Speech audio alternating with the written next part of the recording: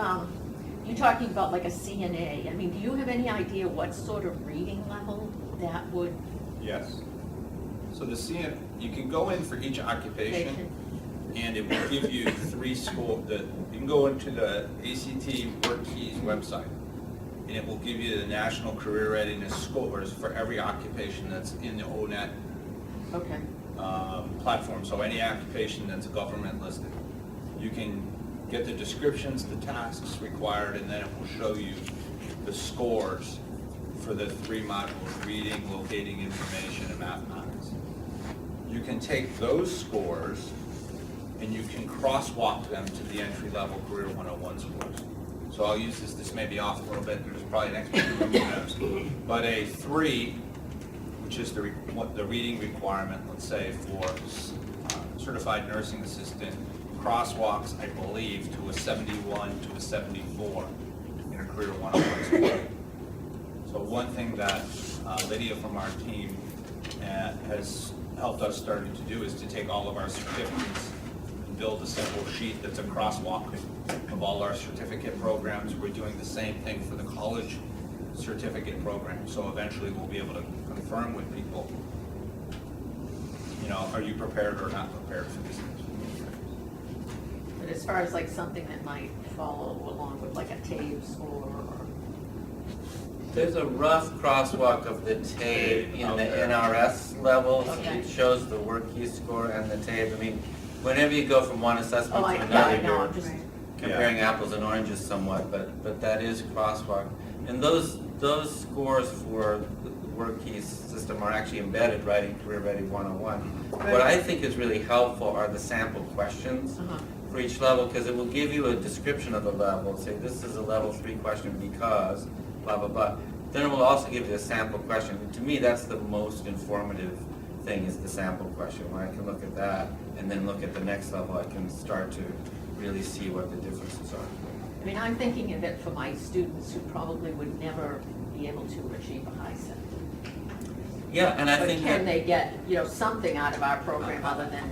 and I think they could. I It's think nice they to could, know. because going back to the math, that math is Right, easier would you, yeah.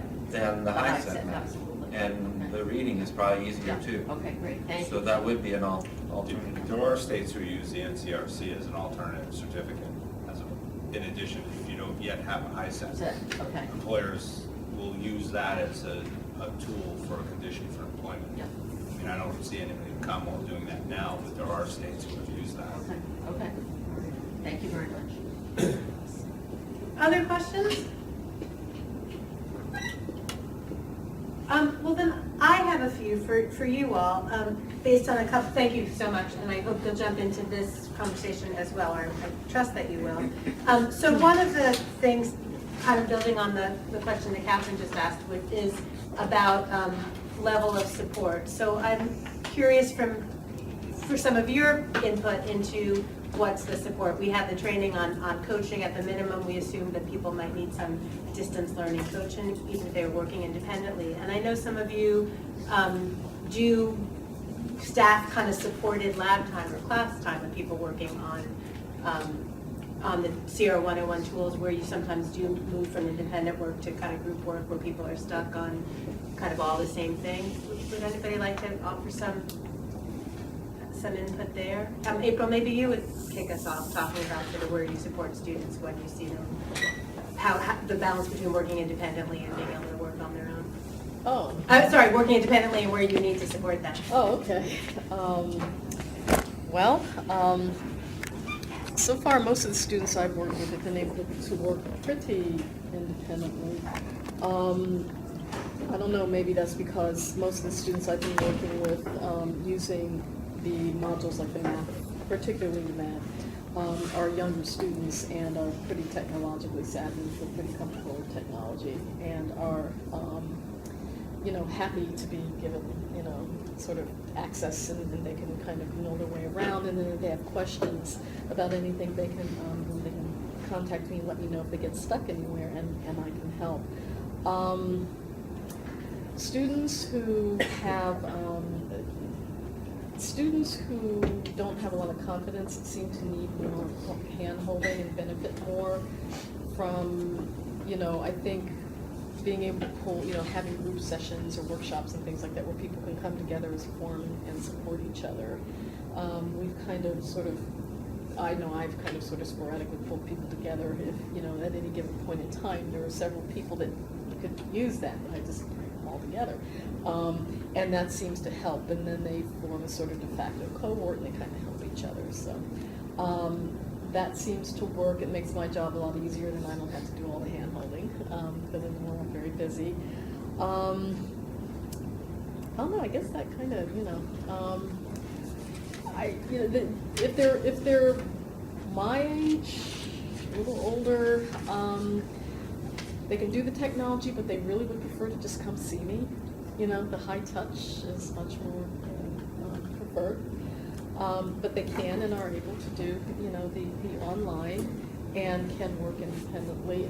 I think for the most part, it's, I think most people are finding it to be pretty user-friendly, so, I'm having a lot of problems with people saying, I can't use this, I can't do this, and I haven't had that.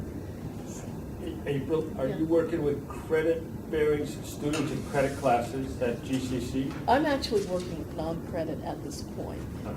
We're starting to evolve into the credit territory right now. There are a couple of classes that we're trying to get approved through the curriculum committee, and a couple of certificate programs that we're trying to get approved. Part of what we're doing to prepare for that is to sort of change the way that we're assessing students for our manufacturing programs. We were just doing diagnostic assessments, but now we're starting to look at placement. And because the idea being that these programs, these non-credit programs can be places to launch people into for credit. So we want to make sure we know where they would place as far as math and reading and stuff like that. Anybody else want to, oh yeah, Irene. I just wanted to mention that some of the colleges, particularly those who have ABE programs or transition programs, generally have a staff person called Education and Career Advisor. And what we're finding is that that's a great position because that individual does work with our students on an individual basis, but in our program will also go in to a class and do a group exercise every so often or a group seminar. So our plan is for the ECA or this particular advisor to introduce all the students to the career component and get them comfortable with it so that they can start using it. I think that is probably the hardest part, is just to get the students comfortable in using the tool and how to do that. So I think they're that's a good role to reach out to students, but of course the instructors in our program also are interested and intrigued by it and would also like to incorporate this into their regular classes. So, this would be a way to enhance one of the subject areas where, students just need to hear it or see it or experience it a different way. So that's kind of where we're thinking about it. And also, I forgot to mention earlier that on the academic side or the college side, we have a class called College Success. And students who take one or more developmental courses are required to take College Success. And we're talking about piloting it in the College Success course. So again, there would be time, obviously face-to-face time, but then there will be the opportunity for students to be using the tool on their own outside of class. Thank you, that was a perfect segue. I wanted to also, let me finish this thought and then I can add. I wanted to also draw on some of your comments earlier with your ideas for a student success center or the if there's a career services office using workshops. And I'm just wondering if any of you have had conversations on your campuses about reaching out to some of the other departments about advising, for example, or success or academic support about where they might use these tools. I think, well, I Yeah. can say that at our college at Middlesex, we've had conversations about it. But I think, along with what Irene was saying, is you really have to be the great salesperson. And there's so many different things in place, and whether it's funding,